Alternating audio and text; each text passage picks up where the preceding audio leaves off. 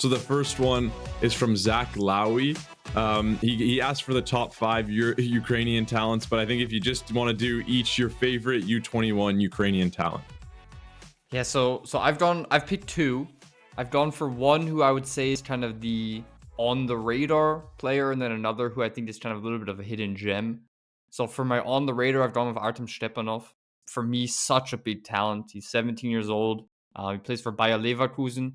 He's one of many of these kind of 2006, 2007 generation of Ukrainian talents who have kind of emigrated to Western Europe because of the war. A lot of them in German football now, and yeah, you're seeing just how much quality is in Ukrainian football with them. I would say dominating actually a lot of these sides in German football. So it's a really really cool generation coming through in Ukraine, and I think it's also a little bit heartwarming to see kind of the quality that Ukrainian football has been developing in their home country, and how easily they're also able to compete in these Western European leagues. And I think this is always a very, very bold statement, but I think it does actually apply to Artem Stepanov. Whenever I do player comparisons, I try to keep it relatively low key. But for a player comparison to Artem Stepanov, you have to pick Erling Haaland. For me, he is the closest thing to Erling Haaland in youth football. He's 1 meter 92. He's fast. He's powerful. He even has that flowing hair of an Erling Haaland. So even he looks like Erling Haaland even, and he's just such an instinctive and clinical finisher, but also very underrated technically. He has an eye for better placed teammates. He can link the ball on the ground. He even made his first team debut against RB Salzburg in the Champions League a few weeks ago. And the one final thing about Stepanov, which I will say, there are a lot of rumors right now that Germany will call him up to the youth national teams. And obviously, as someone who's German, my heart wants to see Stepanov for the German national team. On the other hand, I don't like this at all. I want to see this player represent Ukraine. I think that should also be respected somewhere, to let these players represent their homeland instead of trying to basically use money or whatever it may be to try and poach them for your own national team. I think that this is a little bit bigger than football. And like I said, I have a hidden gem as well, but I'll let Jacek speak, and then I'll speak about my hidden gem afterwards. Okay, guys, I can't point out just one player, please. I need to be myself, so I have a few ones here.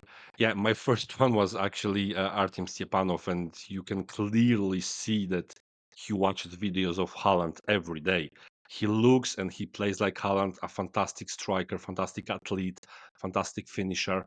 So Artem Stepanov definitely a top prospect, and we've talked about this Leverkusen side quite a lot with Adam, and they have so many great prospects. So a great team. They didn't do the best job in the youth league. They are eliminated sadly, but it's still a team full of top prospects.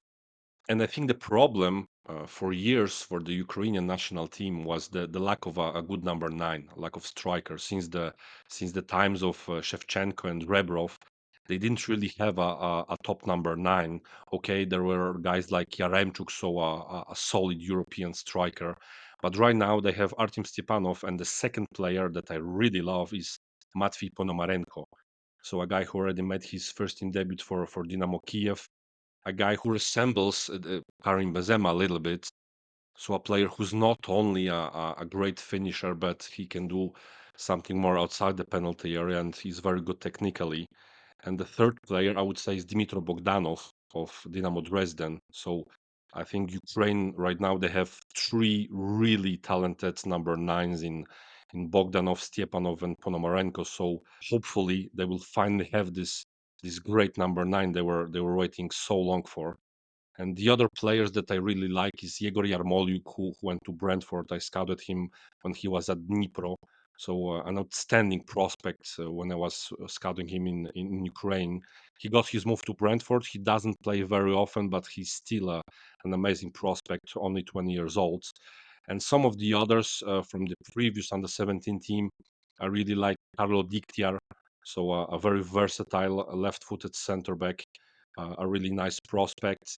And another one who caught my eye in the previous under 17 squad was Bogdan Redushko, a very intelligent midfielder.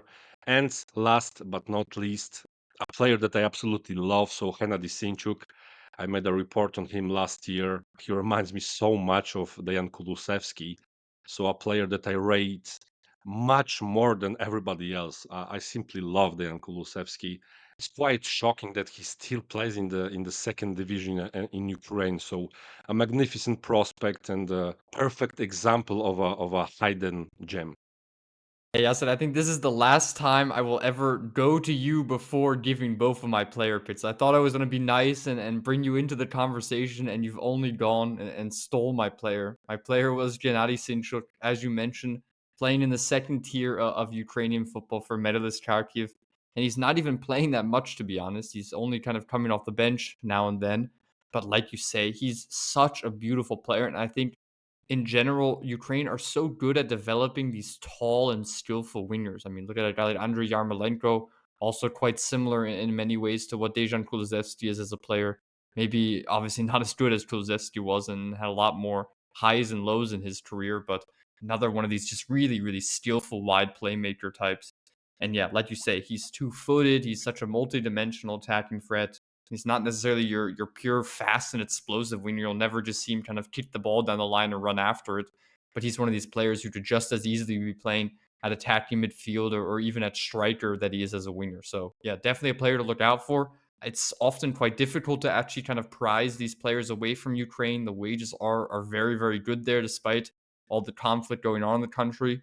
But maybe given the fact that he's playing second tier football, there could be some clubs in Western Europe, let's say in Holland, for example, it would be just such a great step for him. And it's quite shocking that none of Shakhtar or Dynamo Kiev didn't really sign him so far. But yeah, a lovely player to watch. For Ukraine, he plays as a wide playmaker or advanced playmaker. But for Metalist, I watch him. He plays almost exclusively in the center of the pitch.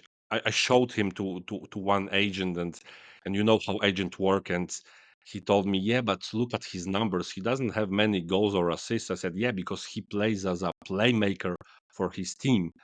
But yeah, for the Ukrainian national team under 19, he scores, he assists. So really, an example of a hidden gem. And quickly before we move on, because I know we have a few more topics to get through, I think we have to also briefly mention Sudakov. He's probably the most high profile Ukrainian talent at the moment. My question is, I don't even want to go into analyzing him so much because we'll probably do it anyways when we do an episode on him or just in the future. We're talking about a player who's really been linked with every single top club in world football. We're talking about Bayern, we're talking about Chelsea, we're talking about Barcelona, and we're also talking about fees that are around 40, 50 million. Yasser, when we talk about this player, I mean, can you justify anybody spending this type of money when guys like Enzo Mio are on the market, when guys like Ryan Cherky are on the market for much lower fees, it seems like?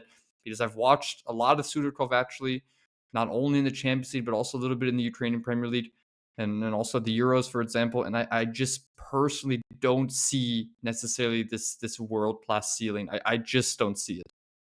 I see a very high ceiling, but yeah, as you mentioned, these prices are crazy, and that's also the problem of Ukrainian football. And I think Mudryk was one of the biggest victims of that. So you need to pay a lot of money for them, and only top clubs can afford it. And I think for Sudakov, it would be a huge mistake to go to a top club. He's not ready at all for a top club. He will suffer a lot actually if he goes to one. He will soon be labeled as overrated and not good enough because he's not good enough. So the perfect move for him would be a club like Brentford, for example, or a club like Bournemouth. I think Ilya Zabarny is a great example. Okay, he was also expensive, but it was a perfect destination for him. And we can also mention Zabarny as he's of the same age as Sudakov. He was born in 2002, and he's already an amazing center back. I would even say in the top 10, 15 center backs in England, and his ceiling is extremely high, and I'm pretty sure that he will play for an absolute top club within 1 or 2 years. Yeah, absolutely. Like you say, I mean, I'm so against these fees that the Ukrainian clubs demand. It's almost ruined Mudrik's career, I would say. I mean, he had the opportunity to go to Leverkusen. Leverkusen were interested in the player, and Leverkusen ended up just being completely priced out because the transfer fees that Shakhtar wanted, Leverkusen could not pay. And I mean, you look at what he would have developed into in Xabi Alonso's Leverkusen versus what he's been up to in Chelsea. It's night and day. So yeah, really, really disappointing. And I hope that Ukrainian football can find solutions that are also more in the advantages of the players.